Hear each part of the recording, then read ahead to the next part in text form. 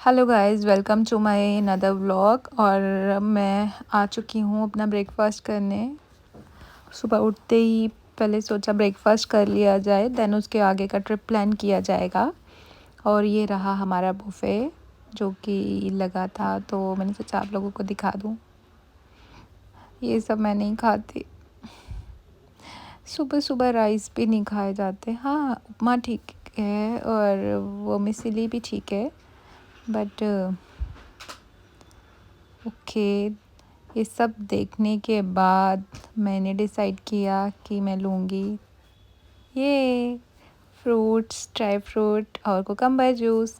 Breakfast करने के बाद हम लोग निकल चुके हैं हमारी बोट पे, और हमें ये वाले स्टॉप पे जाना था जिसका नाम मैं भूल गई।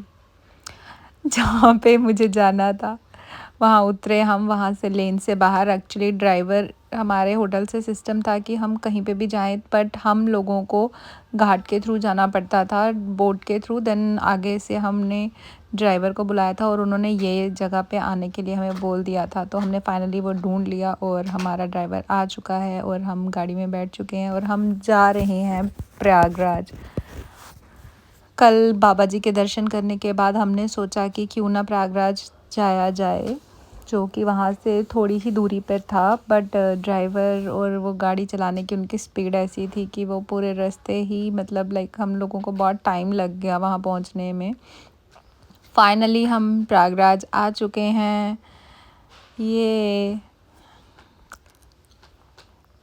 हमने डिसाइड किया कि हम लोग पहले स्नान करने जाएंगे ताकि वो बंद ना हो जाए, क्योंकि हम ऑलरेडी लेट थे। तो सुना है कि वो शाम को वो हाई टाइड्स की वजह से वो जगह बंद कर देते हैं, और हमें बताया गया था कि हमें बीच में जाके ही स्नान करना है, साइड में स्नान का कोई मतलब नहीं है, जो कि मुझे समझ नहीं आया। बट स्टिल हमने बोट वाले हायर किए। वहाँ पे बोट्स के चार्जेस बहुत हाई लेते हैं, पता नहीं क्यों, क्या था हमारे साथ। तो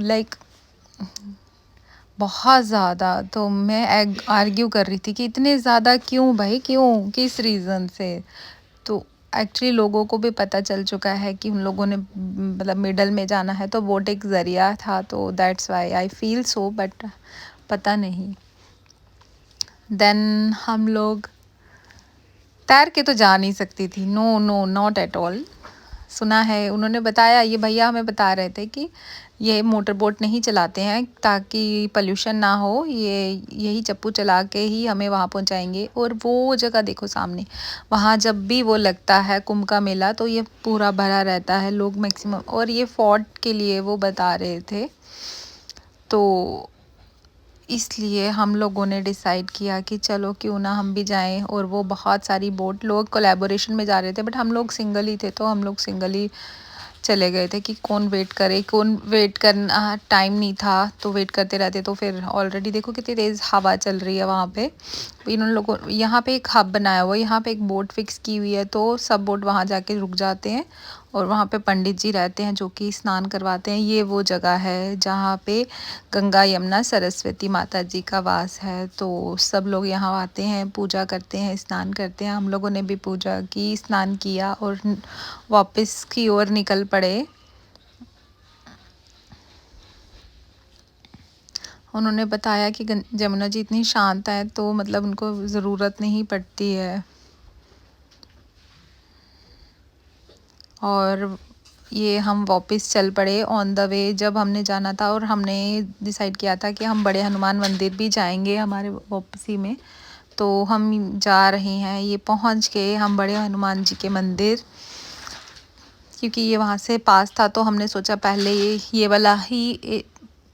ये वाले मंदिर ही जाया जाए, तो इसलिए हम लोग यहाँ पे आ गए हैं। जैसे हम पहुँचे, मैं ही अकेले अंदर जा पाई क्योंकि वो मंदिर बंद हो रहा था, तो मैं फटाफट से दर्शन करने पहुँच गई। ये देखिए कितनी सुंदर मूर्ति है हमारे हनुमान जी की, बोलो श्री हनुमान जी की जय। और ये ऑन द वे जब वापस आ रहे थे तो हमें ये कुछ दिखा, तो मैं उनसे पूछ रही थी ड्राइवर भैया से ये क्या है। उन्होंने कहा कि ये शायद कोई सुक्खन का पार्ट होता है, किसी ने कुछ मांगा हो विश पूरी होने के बाद, मतलब वो ऐसे करके ये बांस के डंडे, जो भी मतलब मुझे पता नहीं है, सॉरी, ये चढ़ाते हैं या पता नहीं, मुझे इस बारे में कोई नॉलेज नहीं है। तो फाइनली हम दुर्गा मंदिर पहुंच चुके हैं। ये एक शक्ति पीठ है, तो मैं यहाँ जाना चाहती थी। ये देखिए कितना अच्छा माहौल है यहाँ पे। ये अंदर जाते समय वहाँ पे कीर्तन चल रहा था, औरतें कीर्तन कर रही थी और वहाँ पे बहुत चहल पहल थी। मंदिर में ना बहुत अच्छा वाइब आ रही थी। ये उन्होंने वीडियो करने से मना नहीं किया तो मैं शूट कर पाई अंदर का पार्ट। ये माता जी की वहाँ पे ऐसे ही, तो मैं पंडित जी से पूछ रही थी कि मतलब यहाँ पे, उन्होंने कहा कि यहाँ पे माता जी को शक्तिपीठ जो है वो नीचे है अंदर की तरफ, और ये माता जी को हम यहाँ बच्चे के रूप में पूजते हैं, इसीलिए पालना लगाया गया है। तो ये सब देख के मेरा मन तो बहुत शांत हो गया था, मुझे बहुत अच्छा लगा। और हम अपने घर की तरफ, होटल की तरफ वापस आ गए ताकि हम टाइम पे पहुंच जाएं। वहाँ पे मैंने एक चीज़ नोटिस की है, वाराणसी में मतलब दिन बहुत जल्दी डूब जाता है। हमारे यहाँ पे जम्मू में दिन इतनी जल्दी डूबता नहीं है, तो ऑलमोस्ट 7 बजे तक तो यहाँ फुली अंधेरा हो जाता है। फाइनली काफ़ी हमने पूरे रास्ते उनको मना किया था, ड्राइवर भैया को, कि गाड़ी मत रोकना ताकि हम लोग जल्दी टाइम पे पहुंच जाएं। और यहाँ जाके हमें और भी काम करने थे, हमारा छोटा सा ट्रिप था और इस ट्रिप में मुझे जितना हो सके उतना ज़्यादा तीर्थ करने था, मुझे सारे मंदिर घूमने थे, तो इसलिए मैं टाइम वेस्ट नहीं करना चाहती थी। वहाँ से फाइनली निकल के हमने रिक्शा ले लिया और ये मैं रिक्शे पे बैठी हूँ। तो उसी समय हमने सोचा कि हमने आरती मिस कर दी होगी शाम की, बट उसी समय आरती ख़त्म हुई थी। तो क्राउड देखो, ये आरती, जो चीज़ डेस्टिनी में होती है वो मिल ही जाती है। फाइनली मुझे आरती मिल गई तो मैंने आरती ले ली वहाँ से।